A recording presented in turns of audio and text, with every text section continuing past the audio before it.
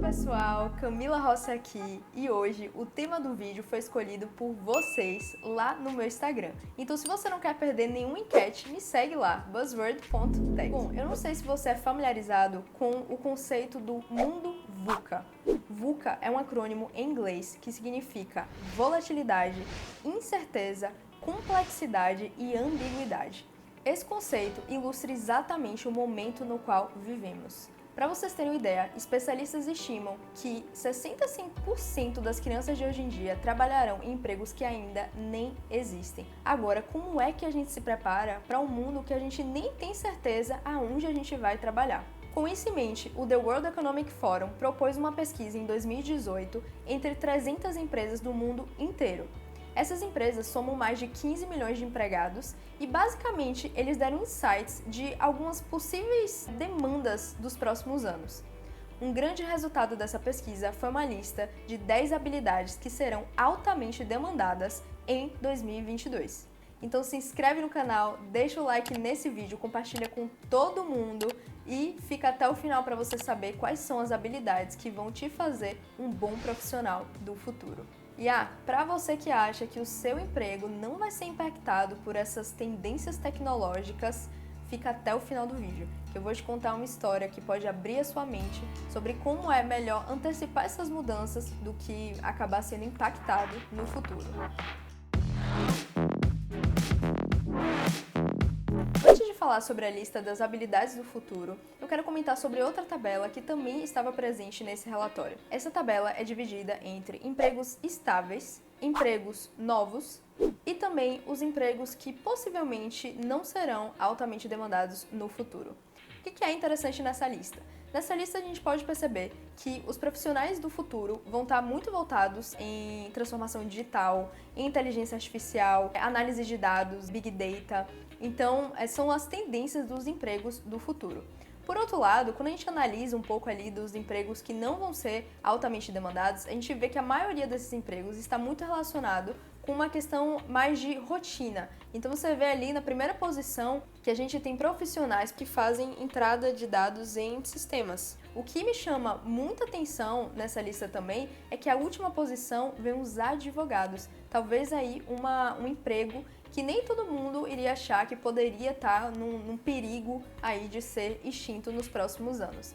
Obviamente que tudo, né, a gente tem que ter uma análise crítica de tudo isso que é apresentado, até porque isso são tendências, não é nenhuma verdade absoluta. Mas se vocês quiserem depois ver essa tabela com mais calma, eu vou deixar aqui no link da descrição desse vídeo. Bom, mas sem mais delongas, vamos então para a lista das habilidades do futuro. A primeira habilidade é pensamento analítico e inovação. Em um mundo onde o principal ativo das empresas serão os dados, a gente vai precisar do pensamento analítico para conseguir extrair de fato resultado dessa quantidade absurda de dados que estarão disponíveis para nós profissionais. A inovação, por outro lado, é o resultado final, é como que a gente vai interpretar essas informações e de fato agregar valor para o negócio. A segunda habilidade é aprendizado ativo e estratégias de aprendizagem. Sabe aquela lógica perfeita que a gente tem de nascer, crescer, estudar, se formar, talvez fazer um mestrado, um MBA e aí se aposentar naquela empresa de anos que a gente trabalha? Então, essa não é a tendência do futuro. Em média, o profissional do futuro terá 5 carreiras. Isso sem contar com as possíveis carreiras em paralelo que esse profissional terá. Então o aprendizado ele vai ser uma constante na nossa vida. A gente vai eternamente ser grandes aprendizes, ainda mais no futuro, para aprender com as novas tecnologias e para você não se tornar obsoleto no mercado. A terceira habilidade do futuro é criatividade, originalidade e iniciativa. Com a quantidade absurda de novas tecnologias que vão chegar no futuro, a gente vai ter que ser muito criativo e ter iniciativa para realmente colocar aquilo em prática e da melhor maneira possível. É interessante a gente pensar que a criatividade não é para poucos, é uma habilidade que pode ser exercitada por qualquer pessoa. Pensa na criatividade como, na verdade, combinatividade. A gente não cria nada realmente novo, na verdade a gente combina algumas coisas do nosso repertório que até então não foram combinadas. Então, antes de achar que criatividade é um dom ou que a pessoa tem que ter uma alma de artista para ser criativo, esqueça isso. Criatividade tem a ver com resolução de problemas. Então, aumente seu repertório e comece a fazer algumas combinações que antes você não faria. Uma dica bem legal que eu aproveitei essa quarentena para fazer foi o curso de reaprendizagem criativa do Murilo Gun. Ele realmente é uma das referências nacionais sobre o assunto de criatividade e eu tenho certeza que a sua mente vai expandir depois que você fizer esse curso. A quarta habilidade é design tecnológico e programação. Quem me acompanha já ouviu falar sobre não ser substituído por um robô. Uma das melhores formas de você fazer isso é aprender a programar um. E até o Steve Jobs já comenta que todo mundo deveria aprender a programar, porque programar ensina a gente a pensar. E comece por algo simples. Você pode utilizar a RPA, Robotic Process Automation, para iniciar aí sua jornada na programação. Eu até fiz um vídeo sobre isso, então clica aqui no card para você dar uma olhada. Como quinta habilidade, a gente tem o pensamento crítico e análise. Esse avalanche de informações que a gente tem hoje em dia é algo que realmente nunca foi visto na história. E obviamente que com muita informação, às vezes isso acaba se tornando desinformação. Então o pensamento crítico ele vai ser altamente demandante nos próximos anos. É importante a gente extrair o melhor dessas informações para a gente conseguir atuar com os nossos conhecimentos e os nossos constantes aprendizados ao longo da nossa vida. A nossa sexta habilidade é resolução de problemas complexos. Se o mundo é VUCA, então não espere que os problemas do futuro vão ser menos complicados do que os de hoje em dia. E uma das coisas que a gente precisa desmistificar é aquela solução gabarito, aquela resposta única existente para todo e qualquer problema. Os problemas eles serão tão complexos que a gente vai ter várias maneiras de solucionar, a gente sempre vai ter pró, sempre vai ter contra, e obviamente que uma boa maneira de você começar a exercitar a solução de problemas é resolvendo problemas. Então toda vez que você tiver um desafio na sua mão, tome aquilo também como uma oportunidade de aprendizado para o futuro. A nossa sétima habilidade é liderança e influência social. Na verdade, vamos ser francos, não basta apenas ser o chefe dentro da hierarquia, você realmente precisa influenciar as pessoas, liderar, tomar a frente, ser o exemplo. Não basta você mandar uma pessoa fazer alguma coisa que ela vai fazer ou vai fazer bem feito. As novas gerações elas são questionadoras, elas querem saber o porquê daquela tomada de decisão. Então é importante a gente exercitar essa habilidade de liderança. E olha, você não precisa ser chefe ou ter realmente ali pessoas na sua equipe para liderar. A gente lidera todos os dias. Então é importante a gente influenciar pessoas até quando a gente não tem um cargo, porque você pode ser a mudança na sua empresa ou em qualquer ambiente que você passe. A nossa oitava habilidade é inteligência emocional.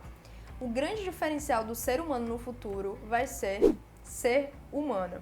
Os robôs eles ainda não conseguem sentir ou interpretar as emoções da mesma maneira que a gente sente e interpreta. E a gente precisa entender melhor das emoções humanas para saber lidar com as pessoas e saber lidar até com o nosso próprio eu. As pessoas que têm uma inteligência emocional elevada são pessoas equilibradas dentro do ambiente de trabalho. E com isso, conseguem construir relações saudáveis com outras pessoas. Essas relações saudáveis são importantíssimas para a sustentabilidade do negócio e a gestão de pessoas de uma maneira geral. Então, invista o seu tempo aumentando um pouco o seu conhecimento sobre as emoções humanas e como a gente consegue entender o outro e construir relações. A nossa nona habilidade tem a ver com raciocínio, solução de problemas e ideação. Na verdade, a parte mais importante desse conjunto de habilidades é justamente a ideação. Porque quando a gente raciocina, quando a gente está tentando solucionar um problema, é importante a gente conseguir traduzir para o outro o que a gente está pensando. A gente conseguir fazer uma ideação da melhor forma possível. Então, a ideação tem a ver com criar, desenvolver e comunicar conceitos que antes pareciam distintos e agora fazem sentido em conjunto. E por fim, a nossa décima habilidade é análise e avaliação de sistemas. A gente vai precisar tomar decisões bem basadas de quais melhores sistemas a gente pode implementar ou quais partes do processo a gente pode mudar, acarretando em mudanças favoráveis para o ambiente de negócios. Então, é importante ter conhecimento técnico e também conhecimentos de qual é o impacto disso na vida das pessoas. E aí, agora me conta, o que você achou dessa lista? Você acha que possui todas essas habilidades? Quais habilidades você talvez não concorde muito que vão ser realmente demandadas no futuro? Ou talvez alguma habilidade que faltou? Comenta aqui embaixo então qual é a sua opinião sobre essa lista do The World Economic Forum. Antes de terminar esse vídeo, eu queria fazer um breve comentário. Às vezes é difícil a gente compreender uma mudança quando ela está acontecendo diante dos nossos olhos. A gente só percebe quando a mudança já foi, já passou e aí você se liga, nossa, peraí, alguma coisa realmente mudou aqui. E hoje eu queria te contar uma história que aconteceu comigo ano passado. Ano passado eu me deparei com uma notícia de que a engenharia de produção seria extinta. Então, basicamente, os anos que eu estudei, a minha formação, não valeriam de nada no futuro. Obviamente que aqui eu não vou comentar muito os dados da pesquisa ou como eles chegaram nessa conclusão, mas aquilo me chamou a atenção. E numa das minhas andanças de Uber por aí, onde eu sempre pergunto para os motoristas o que você fazia antes de se tornar Uber, eu comecei a ter uma conversa que me fez pensar bastante sobre essa notícia. Eu conheci o João, vamos chamar ele assim, e basicamente ele estava me contando que antes de ser Uber, ele era taxista.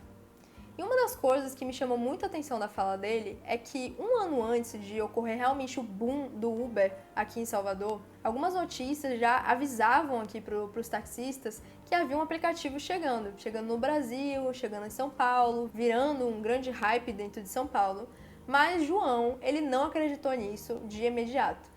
João achava que era quase impossível a sua profissão ser extinta ou ele ter realmente impactos financeiros com isso. E aí João aprendeu da pior forma possível. Ele começou a ver a demanda de clientes caindo absurdamente, o valor do seu alvará também caindo no mercado e mesmo com esses pequenos acontecimentos, João achava que as coisas iriam voltar ao normal. E, obviamente, elas nunca voltaram ao normal. E ele teve que se render ao aplicativo, virar motorista de Uber, vender depois seu alvará num preço que não era nem um pouco competitivo.